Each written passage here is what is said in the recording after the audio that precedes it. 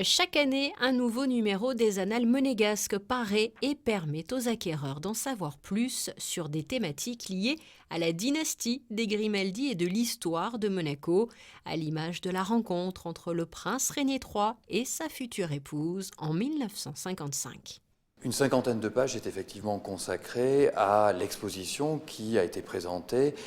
dans les grands appartements du palais, dont la bibliothèque, ici même durant l'été qui est passé, à l'occasion du 90e anniversaire de la naissance de la princesse Grace. Et donc, il était un petit peu logique de proposer aux lecteurs des Annales monégasques un dossier qui reprenait l'ensemble de la recherche qui a été fait conjointement avec l'Institut audiovisuel de Monaco à partir des deux fonds photographiques qui relatent cette journée mémorable, le 6 mai 1955, où le prince Régnier III et Grace Kelly se sont rencontrés pour la première fois. Dans ce numéro 43, d'autres sujets sont aussi développés et permettent des éclairages sur certaines missions comme celle-ci. Qu'est-ce que conseiller un prince ? Ça ne m'étonne pas que vous ayez remarqué cet article qui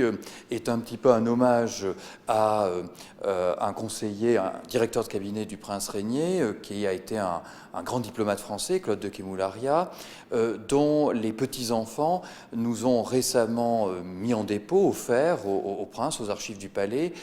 les archives privées qu'avait conservées Claude de Kémoularia après son départ du palais. Nous avions, je dirais, la partie publique de son action, qu'il avait bien sûr laissée à la cessation de ses fonctions, et il avait gardé un certain nombre de notes personnelles, de lettres que le prince Régnier lui avait adressées durant cette période, et qui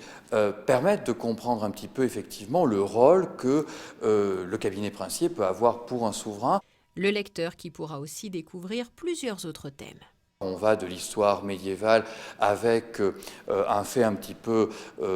oublié, quand les Grimaldi ont dû, du fait des contraintes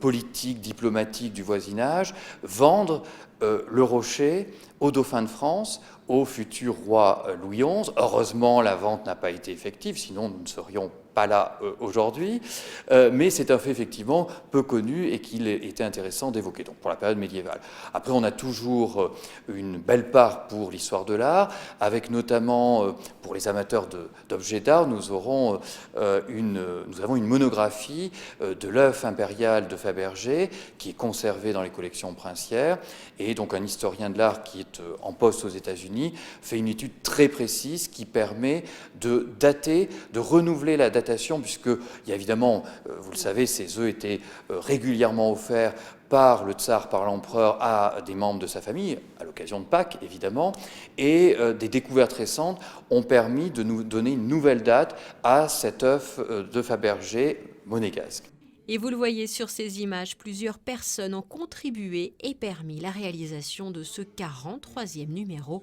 des Annales monégasques.